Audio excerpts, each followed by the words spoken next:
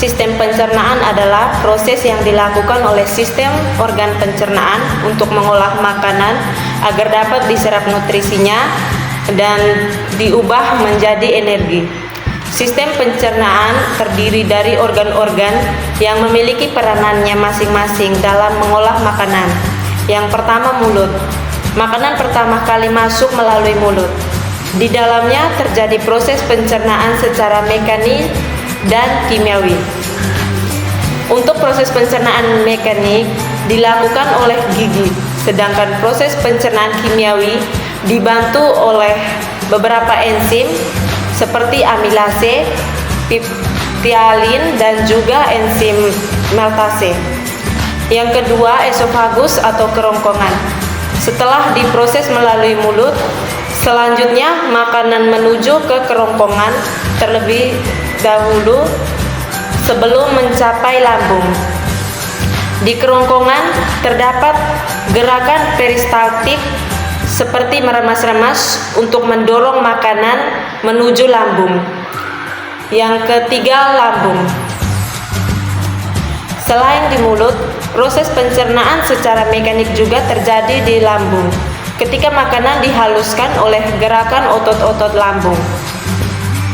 Pada lambung terjadi pula proses pencernaan secara kimiawi melalui enzim-enzim.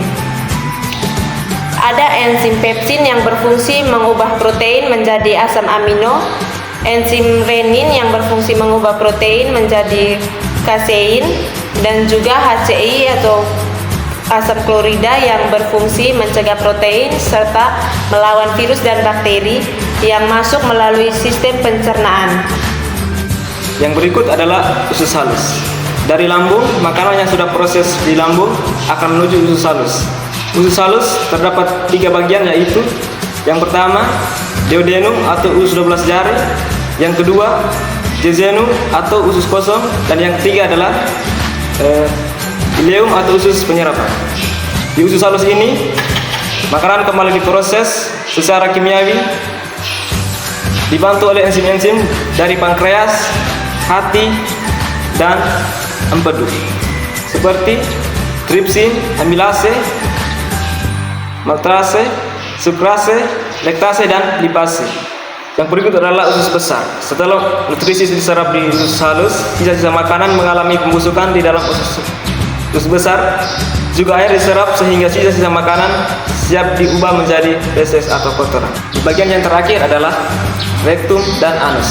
Pada bagian ini, feses akan disimpan di dalam rektum sebelum dikeluarkan lewat anus. Sensor akan mengirimkan sinyal ke otak untuk memutuskan apakah feses perlu dibuang atau tidak. Setelah itu, feses yang siap dibuang akan dikeluarkan melalui anus.